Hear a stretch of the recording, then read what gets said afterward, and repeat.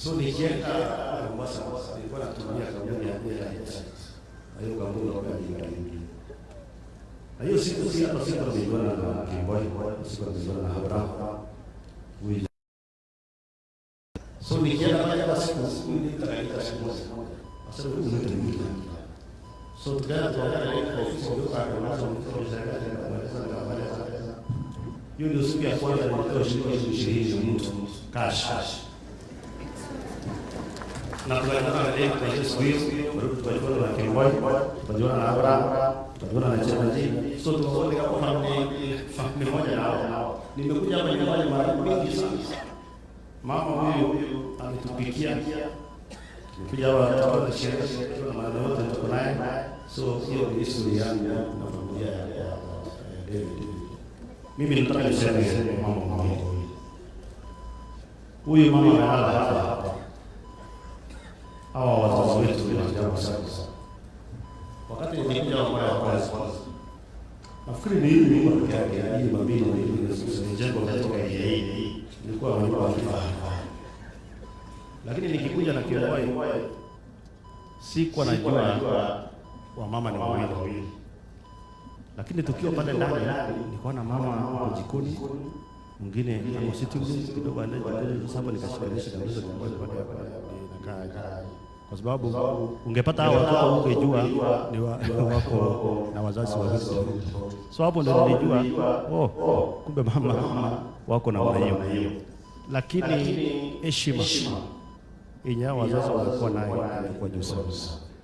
Mzee baba wa Diel alikuwa Simba. Unajua unasikia historia yake kutoka pale nyuma. Alikuwa akikuja great. Kitu ya kwanza aenda straight kununua matunda pale SLC. So mara mingi tunakutana na sababu za SLC. Na alikuwa ni mapema. Anajua matunda, anafanya shughuli zake, anarudi nyumbani. So tukajua na sababu rafiki tulifanya biashara na Abraham, tukafanya biashara na Kimboy. Sasa huyu Kimboy ndio yani tulizaliwa mwaka moja. So tumekuwa familia, na mimi nataka niseme ya tatu. Kama kuna kitu huyu David alifunza zaidi ni kuchunga familia yako.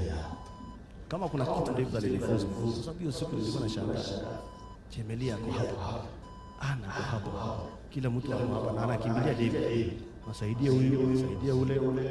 Na hapo ndio nilikuwa hiyo mfano mzuri ya pia kwa familia. Nataka niseme asante sana David. Asante kwa mama wetu. Asante kwa mama wetu tumepona. Na mimi nataka kuambia mama tutakuchunga. Nakumbuka ukiwa ile tukiwa hospitali. Na wacha niwaambie, ni vizuri kupata pesa. Ni vizuri kupata pesa. Hawa wazazi wetu sema sana wazazi wetu hapa. Kama mama huyu ametibiwa kweli wakati ya COVID. Mimi hata nimeanza kuiba. Lakini ni nzuri. Nataka niseme tena David Kalula. Huyu Jemali ukiuliza mama kati yangu na Jamili nani ni mchogozi, atakwambia Jamili ni mchogozi. Kwa sababu mara mingi tukikuja hapa huyu Jamili ako na maneno mingi sana. Tunafanya kesi mpaka mimi naita mama nauliza kati yangu mimi na Jamili nani ni mchogozi. Ananiambia bana ni Jamili ndiye mchogozi. So hao familia ni familia, tumekaa na wao, tumeshirikiana kwa mambo mengi yameongelewa hapa. Na mimi nataka niseme ya kwamba David, wewe ni ndugu yetu.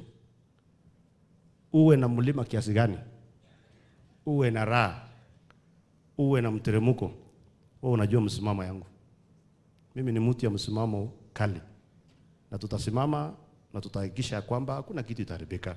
Mambo yote ni kuongea na kupanga na kila kitu itakuwa sawa sawa. Ya mwisho kabisa, leo singetaka kuongea siasa. Lakini nataka niseme tu jambo moja. Na nataka niambie dada yangu Gate wa Ruguru. Sisi ni timu moja.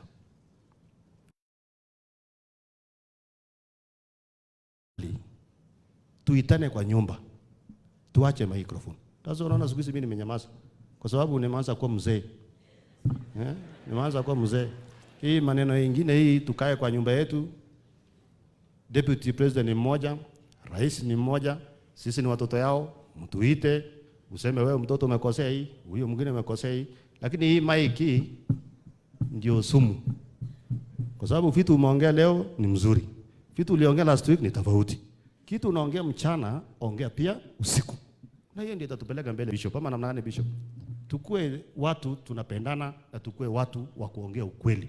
Mambo unaongea usiku, pia ongea mchana.